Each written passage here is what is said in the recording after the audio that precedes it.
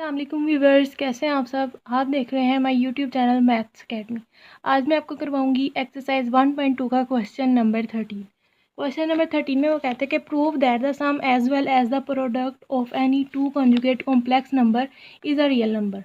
वो कह रहा है आपने प्रूव करवाना है कि जब अगर आपके पास दो कंजुगेट कॉम्प्लेक्स नंबर हो, मतलब एक आपके पास कॉम्प्लेक्स नंबर है और दूसरा उसका कंजुगेट है। एक आपके पास कॉम्प्लेक्स नंबर है, दूसरा आपके पास उसका कंजुगेट है, तो ये दो नंबर हो गए। ये जो दो नंबर्स हैं इनका सम अगर आप लें या फिर इनका आप प्रोडक्ट लें दोनों, तो फिर आपके पास जो आंसर आएगा वो क्या आना चाहिए, इज़ आर रियल नंबर। उसका आंसर एक रियल नंबर आना चाहिए। तो इसको हमने प्रूव करवाना है। प्रूव करने के लिए सबसे पहले हमें कोई ना कोई कॉम्प्लेक्स नंबर लेना पड़ेगा। और आपको पता है कि कॉम्प्लेक्स नंबर को हम a + b आयोटा की फॉर्म में लिखते हैं।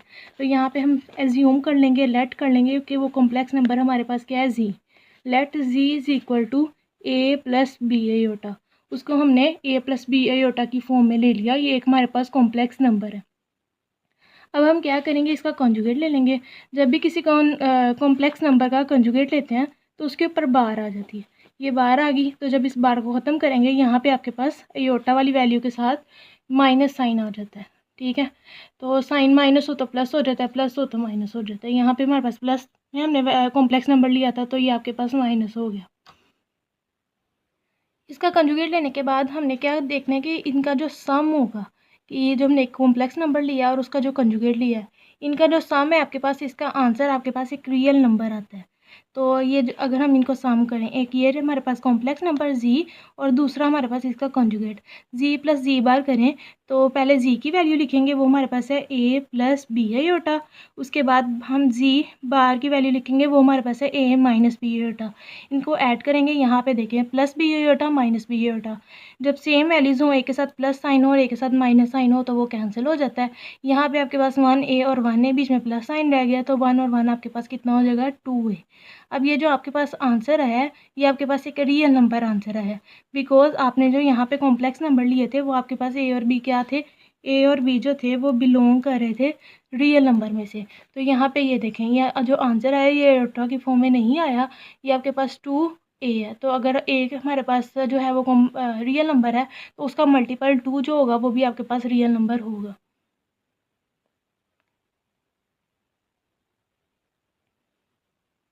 ये तो प्रूव हो गया कि आपके पास दो, जब आपके पास एक कॉम्प्लेक्स नंबर हो उसका जब कंजुगेट ले तो उनको ऐड करें तो आपके पास जो आंसर आता है वो एक रियल नंबर आता है। अब हमने ये प्रूव करवाना है कि आपके पास एक रियल कॉम्प्लेक्स नंबर है और उसका जो कंजुगेट है, जब हम उनको प्रोडक्ट लें, प्रोडक्ट का मतलब होता है मल्टीप्लाई करना, तो वो जो आंसर आएगा वो भी आपके पास एक रियल नंबर आंसर आना चाहिए। तो अब यहाँ पे हमारे पास वैल्यू है z और z कंजुगेट की, तो इसको हम मल्टीप्लाई कर देते हैं। पहले z की वैल्यू है a + b आयोटा, उसके बाद आपके पास z कंजुगेट की वैल्यू है a - b आयोटा। इसको हम मल्टीप्लाई करेंगे, पहले a मल्टीप्लाई होगा नेक्स्ट पूरी ब्रैकेट के साथ a - b आयोटा के साथ, उसके बाद प्लस b आयोटा मल्टीप्लाई होगा a - b आयोटा के साथ। को अंदर मल्टीप्लाई करेंगे a² - ab आयोटा, प्लस यहाँ पे a पहले लिखने क्योंकि ABC में अल्फ़ाबेट्स में a पहले आता है, ab आयोटा, उसके बाद माइनस b² हो जाएगा और आयोटा का स्क्वायर आ जाएगा। यहाँ पे आपके पास एक माइनस में वैल्यू एक प्लस में वैल्यू और दोनों सेम वैल्यूज़ हैं, तो ये कैंसिल हो जाएंगी। यहाँ पे आपके पास रह जाएगा a² - b² आयोटा स्क्वायर की जगह आप पुट कर देंगे -1 और साइड पे मेंशन कर देंगे कि आयोटा स्क्वायर की वैल्यू आपके पास होती है -1। अब यहाँ पे आपके पास a² माइनस माइनस साइन आपके पास प्लस हो जाएंगे और b²। ये आपके पास जो आंसर आया है, ये a भी आपके पास रियल नंबर था और b भी आपके पास रियल नंबर था। तो ये आपके पास प्रॉपर्टी है कि अगर आपके पास जब दो रियल नंबर्स को हम प्लस करते हैं तो आपके पास जो आंसर आता है वो भी एक रियल नंबर होता है। तो यहाँ पे जो आंसर है वो भी हमारे पास बिलोंग कर रहा है रियल नंबर में से। तो ये हमारे पास बात प्रूव होगी कि जब हम दो कंजुगेट कॉम्प्लेक्स नंबर्स लेते हैं दो, तो उनका जो सम होता है और उनका जो प्रोडक्ट होता है, उनका जो आंसर आता है वो आपके पास एक रियल नंबर आंसर आता है। हैंस प्रूव्ड आपने लिख देना एंड में। यहाँ पे आपके पास क्वेश्चन नंबर 13 कंप्लीट हो जाता है। नेक्स्ट आपके पास ये क्वेश्चन नंबर 14 है। इसमें वो कह रहा है find the multiplicative inverse of each of the following. आगे आपके पास 3 पार्ट दिए गए हैं, उसमें वो कह रहा है आपने मल्टीप्लिकेटिव इनवर्स इनका फाइंड करना है। अब मल्टीप्लिकेटिव इनवर्स फाइंड करने के लिए आपने जो फॉर्मूला यूज़ करना था वो मैंने आपको इस चैप्टर के इंट्रोडक्शन में पढ़ाया था। उसमें मैंने आपको बताया था कि जब भी आपके पास कॉम्प्लेक्स नंबर होंगे, जैसे फॉर एग्जांपल ए और बी आपके पास कॉम्प्लेक्स नंबर है, तो उसको जब आपने उसका मल्टीप्लिकेटिव इन्वर्स फाइंड करना है तो उसका फॉर्मूला आपके पास होगा ए ओवर ए स्केयर प्लस बी स्केयर, उसके बाद कोमा माइनस बी ओवर ए स्केयर प्लस बी स्केयर। इस फॉर्मूले के थ्रू आपने इसका मल्टीप्लिकेटिव इन्वर्स फाइंड कर लेंगे। जब आप ये फाइंड कर लेंगे तो ये इसका मल्टीप्लिकेटिव इन्वर्स होगा। तो यहाँ पे हम सपोज कर लेते हैं कि हमारी फर्स्ट वाली वैल्यू ए है और सेकंड वाली वैल्यू हमारे पास बी है। तो इस फॉर्मूले के ज़रिए हम यहाँ पे वैल्यूज पुट करेंगे तो हमारे पास आंसर मल्टीप्लिकेटिव इन्वर्स में आ जाएगा।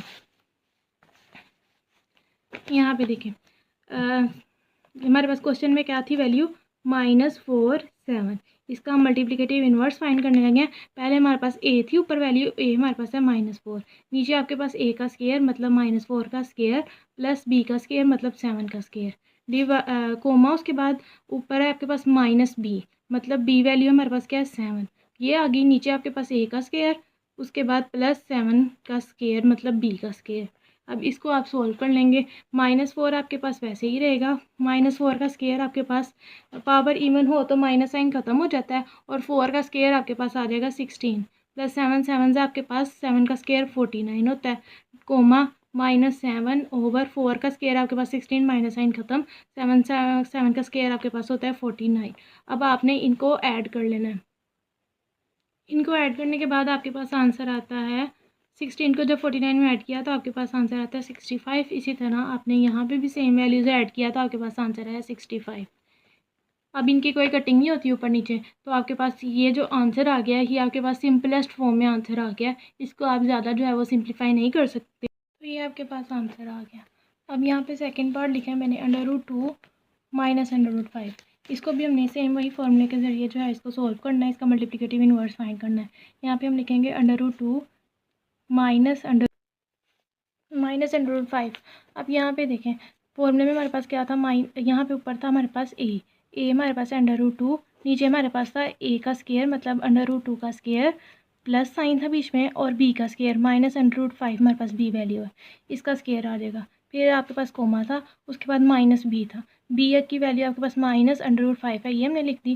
डिवाइड में आपके पास वही √2 का स्केयर प्लस -√5 का स्केयर मतलब ए स्केयर प्लस बी स्केयर, ये लिख दिया। अब यहाँ पे √2 आपके पास वैसे ही रहेगा, ये स्केयर रूट के साथ कैंसिल, ये भी कैंसिल, यहाँ से ये दोनों सारे कैंसिल हो गए स्केयर रूट के साथ। यहाँ पे आपके पास 2 रह गया, उसके बाद प्लस जब ब्रैकेट ओपन होगी तो आपके पास पावर जो थी वो इवन थी तो माइनस साइन ख़त्म हो गया था, यहाँ पे आपके पास रह गया 5। उसके बाद ये माइनस माइनस साइन हो जाएंगे प्लस, प्लस नहीं लिखेंगे और √5 डिवाइड में आपके पास 2 प्लस पावर इवन थी माइनस साइन भी ख़त्म हो गया था 5 रह गया। अब यहाँ पे आपके पास √2 2 + 5 आपके पास आएगा 7 और √5 2 + 5 7, ये आपके पास मल्टीप्लिकेटिव इन्वर्स आ गया सेकंड वाले पार्ट का आंसर। ये आपके पास थर्ड पार्ट है 1 0। इसमें आपके पास जो है वो पहली वाली वैल्यू 1 है और दूसरी वाली वैल्यू 0 है। उसी फॉर्मूले के ज़रिए ऊपर आपके पास ए आएगा, ए वैल्यू 1 थी वो लिख दी, नीचे आपके पास ए का स्केयर प्लस बी का स्केयर ये लिख दिया। उसके बाद सेकंड पे आपके पास -b, उसके बाद नीचे ए स्केयर प्लस बी स्केयर। अब यहाँ पे 1 ही रहा, उसके नीचे आपके पास 1 का स्केयर 1 और 0 का स्केयर 0। इसी तरह आपके पास 0 के साथ कोई साइन नहीं होता, प्लस का भी नहीं होता और माइनस का भी नहीं होता, 0 वैसे ही आ गया।